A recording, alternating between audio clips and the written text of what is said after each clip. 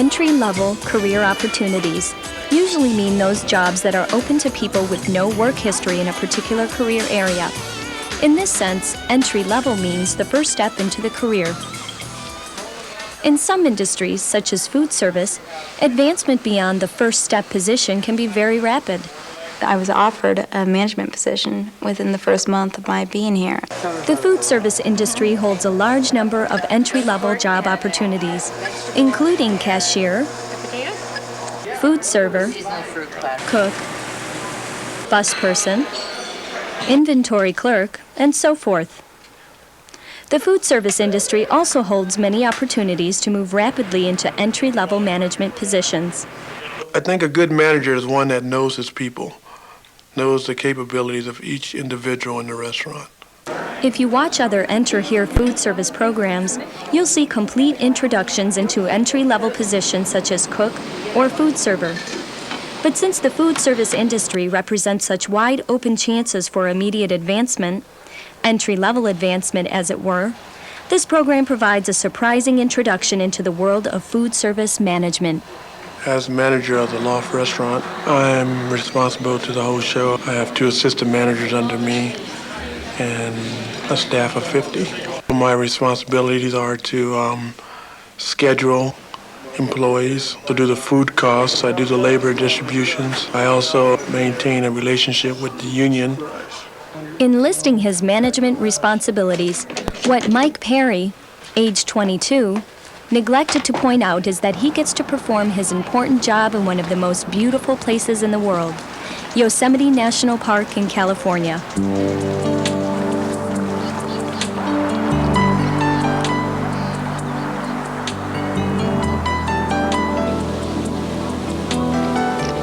The fact that Mike and all the individuals you'll see in the program have so swiftly been placed in entry-level management positions is not unusual in the food service industry. Through the course of this program, you'll learn what special work talents are key to succeeding in their jobs.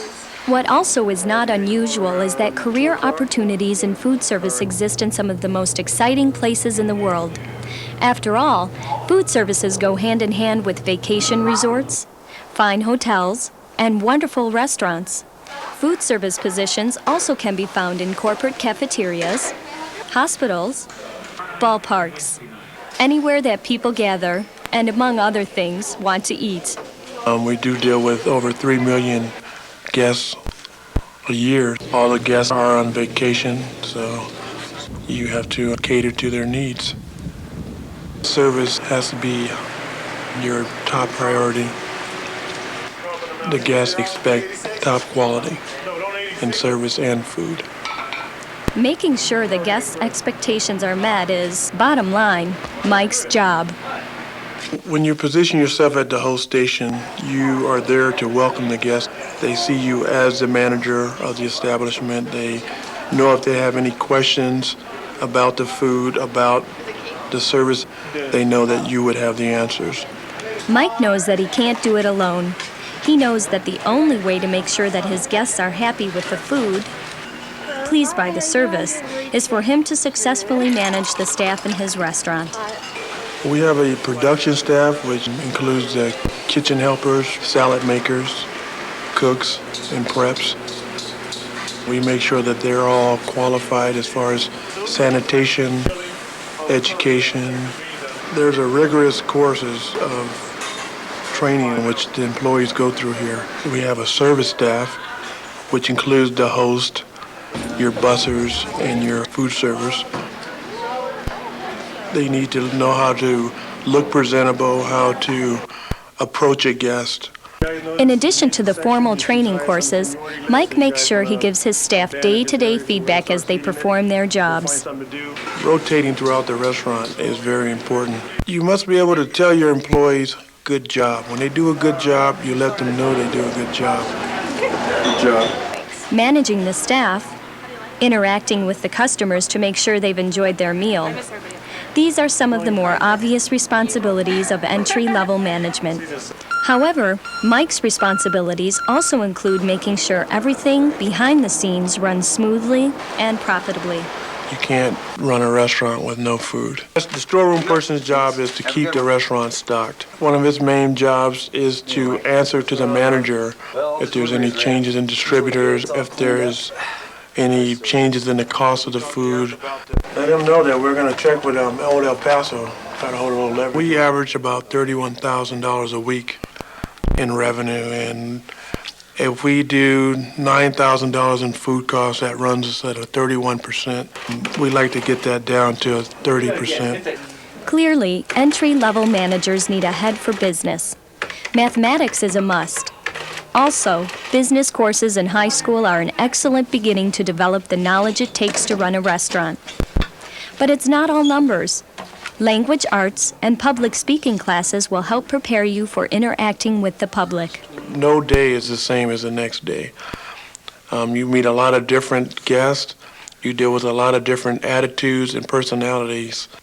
The variety is one of the things Mike likes best about his job. Different people will always surprise you in different ways.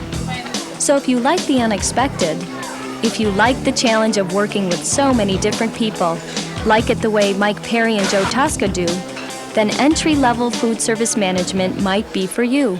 I have to be on my toes, I have to be in my best mood. There's a lot of diplomacy and public relations involved in being a restaurant manager. Joe Tosca manages another restaurant in Yosemite National Park. For Joe, making sure the atmosphere is just right every evening is an important priority. The Broiler Room is an upscale restaurant, and you got the terrace outside with the patio and the view of the waterfalls in the spring. It's really nice.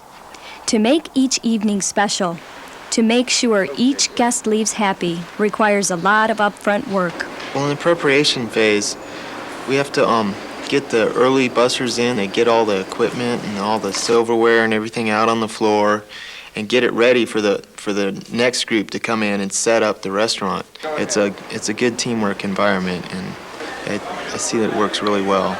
The waiters have to have their timing down, and the cooks have to have it down. And my goal is to try and smooth the transition from cook to waiter. And on a good evening, after Joe and his staff have performed professionally, it's all worth it. It's a good feeling to know that people enjoyed their time in your establishment. And I like it when they tell me that we really had a great dinner. Obviously, part of what makes both Joe and Mike good at their jobs is that they enjoy what they do. But what else sets them apart as first-rate entry-level managers? What is most important as a manager is communication skills with your employees. It's very easy to become a manager that rules with an iron fist, but you don't gain respect that way. You gain respect by being a person that is easy to communicate with and a person that is effective. Bridget Burns, age 21, is the manager's manager. At Yosemite, Bridget works as an assistant supervisor who is responsible for the training and ongoing supervision of 11 managers who work with her. My main responsibilities are to keep up on sanitation inspections, scheduling of conferences, training of staff and managers, making sure that they know exactly what their responsibilities are. Bridget fully appreciates the importance of food safety. And even as she conducts a sanitation inspection, she uses it as another opportunity to train a new manager by example. I just take her through and I look for the same things that federal inspectors would look for. Broken glass, thermometers, old food, basic health, sanitation infractions. Oftentimes, Joe and I agree. We really communicate well together, and we both understand what each other is talking about. John Cobb, he's been training. It's always good to have a game plan when it comes to your staff. Since she holds such an important position at such an early age, you might expect that Bridget knew all along that she wanted to work in food service. But in fact, what first led her to her job was the physical grandeur of the national park. And on a family vacation, we came out to Yosemite, and it was so beautiful. We went back home, and I went back to school, and I just couldn't stop thinking about how beautiful Yosemite was. So Bridget finished high school, applied through the mail for a position at Yosemite, And 2 months later, she was driving from Indiana to California. I started as a cashier, and I learned basic cash handling procedures of the company, which was valuable. I was offered a management position within the first month of my being here, and then I got a promotion, and then I got another promotion, and then I got yet another promotion. One serious strength in Bridget's favor was her desire to learn. Just as she appreciated the chance to master the cash handling procedures, she's carried this enthusiasm for learning into her entry-level management position. I've learned a lot about the restaurant industry as a whole.